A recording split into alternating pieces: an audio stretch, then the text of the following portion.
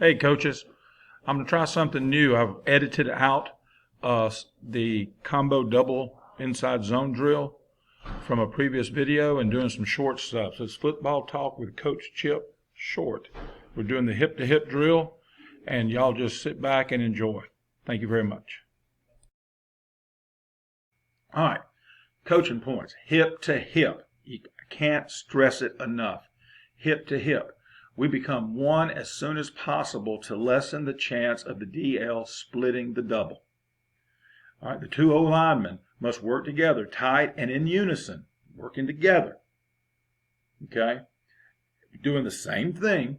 You know, y'all been singing in church. You know what unison means? Everybody's singing the same part. No bass, no tenor, no alto, no soprano. Everybody's singing the same part. It's the same thing with this. Working in unison. They're trying to get to the same place. One's coming from the left, one's coming from the right, but they're working together. And they got to press their hips together to be one, because this is it. You can't let the D-line split the double. You can't let the D-line split the double. That's it. Canon law. Okay? Can't do it. Okay? All right, now here's a note. A great, in all caps, drill is putting a hand shield between the two O-line's hips and making them drive block as one with hips pressed together. So it's kind of a fit drill, and I'm going to show it to you in a little bit. Here we go. All right, hip to hip fit drill. Now remember what fit means. Fit means you've already come off the ball, okay? You've already come off the ball.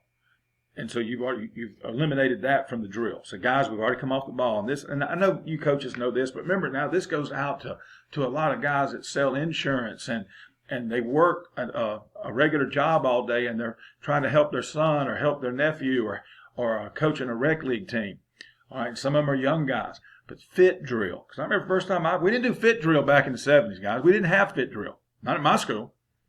All right, I learned it. Matter of fact, I think I was already out of college when I learned it. And I thought it was the best thing, since sliced bread when I learned it, because it gets the kids where they need to be. And you see, a lot of kids are not that good when they're young and they're undersized and they never get to the point you want them to get to. They don't know how to finish a block because they never get there. So when they do get in on a JV game on a Monday or Tuesday night, or they get in at the end of a varsity game on Friday night, they don't know what to do. I mean, they've paid attention in practice. They know who to block, let's say. But now all of a sudden they're playing against somebody that's at their level. But because they've been going against a bunch of juniors and seniors that are really good players, and you never let them see what it's like to finish a block because they're getting their butt beat initially, from the jump, they don't know how to do it. So let them fit up. Okay, this drill, you're taking the two guys and you're putting them together, okay, right here. They've already taken their steps, and there's a little gap in between them, okay? And then you're going to take a bag and put in between them and say, all right, push it together. All right, you got another guy. It can be a body. It can be a guy holding a bag or holding a dummy, and say, all right, fit up. And they're going to fit up right there. They just make their punches before the drill starts too. They put their hands on it. They've already punched. Now what I do is tell them don't twist and lift until I blow the whistle. Okay, and when I blow the whistle, they're going to twist and lift. Tell them this is post second step. So blow the whistle, twist and lift, and start driving and working those hips together. And this teaches them to stay together. And make it a game.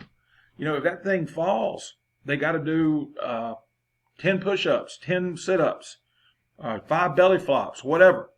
If that thing drops before the next whistle, how about the bag right here?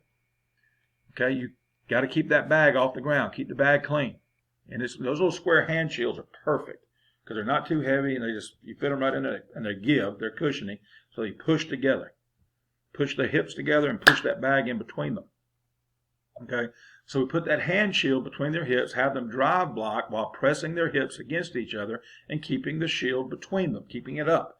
And stress the 2-on-2 technique with two eyes up. And you may want to stand on the other side and make sure they're looking at you. Maybe you play a game with them there, hold up fingers.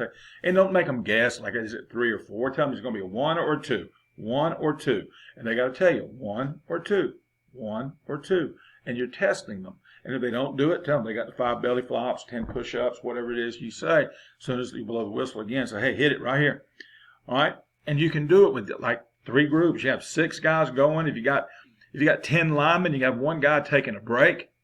And you got 9. You got 6 right here. And then 3 more right here. So you got 9 guys working. So the more people you got involved, the better. Okay, and that's one of the knocks against some sports. Okay, there's your other bag right here. And there's your other bag coming up right. Well, right there. Okay? All right, and that's a great drill. And it teaches them to keep their hips together. Now, what you stress to them, and you may, if you got an older kid that's really good at it, tell him, say, hey, create a little separation this time and see if Johnny will work to you. And tell him, I'm not going to penalize you if it hits the ground. We're just trying to, let him see what it feels like. So you got a younger guy working with an older guy, and the older guy kind of works to the left a little bit. Not fast, just a little bit. And the guy on the right, the younger guy's got to fight his feet and his hips and keep it pushed together. And so there's all kind of things you can do with that. All right, now, add to it. Maybe not the first day. Okay, maybe not the second or third day. But eventually you add to it, because here's the thing. You may not want to add to it you may want to go through all of spring and not teach them to come off to a linebacker. If you're like us and, in Alabama and Georgia, we don't get but 2 weeks. 10 days is all we get. And one of those days, if you play a spring game, is the game. And then if you do a pregame day, that takes a day out. So you're talking about 8 days. Maybe you just want to work on getting better at double teaming, especially if you're just putting this in or you got a new group because you lost your other group to graduation. And just work on double teams. And there you put that linebacker back there. Just say, all I want y'all doing is getting vertical movement on the D line. First level, vertical movement. First level, vertical movement. Over and over and over again. And let them understand that that's the most important thing. And once they get that down pat, then you can add the backer to the drill. Okay? Now what you do is you let them fit up again. Oh, here's the other thing I forgot. On that other drill, let's go back. There you go. On that other drill, when they get good at it and you think they're pretty good, challenge them. Have a player, a coach, you stand behind them. And when you blow the whistle, you drop the bag. You got the bag held up over between their hips, but up, and you drop the bag, and they got to catch that bag as they're driving that guy. That's a pretty good way to do it, too. Just have somebody stand there. I got that this week from a young coach, and I thought he said, we had a guy I said, that is awesome. Okay, because they have to figure that out. All right, so that's another way to do it. All right, now with this one, what you do is you take your backer and put him back here.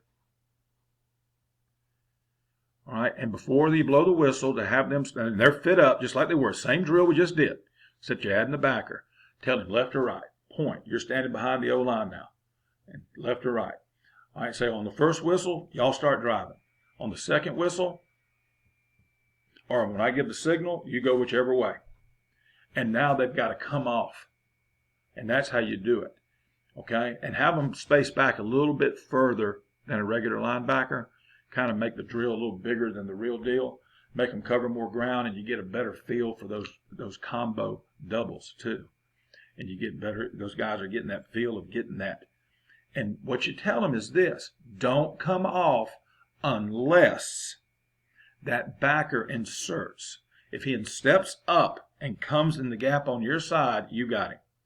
And sometimes you just give him a signal like this. Put your hands up and just do this. Or stay. Just back up and don't pick a side. And see if anybody comes off. And that way you'll figure out if you got the linemen are in the mindset, oh, I got to get backer. And sometimes what you'll see in the drills, both of them come off. When that guy doesn't make a move at all, they think, oh, somebody's got to get him. And that's when you can coach them up. And you heard me say before, let them make mistakes, especially in practice. All right, coaches, that's been a football talk with Coach Chip Short. Hope you enjoyed the hip-to-hip drills. Short video on how to combo double on the inside zone. Remember to comment below. Hit me up on my email at siegel.chip@gmail.com. Don't forget our Facebook page, Football Talk with Coach Chip. And on Twitter, at Chip Siegel. Until next time, be elite.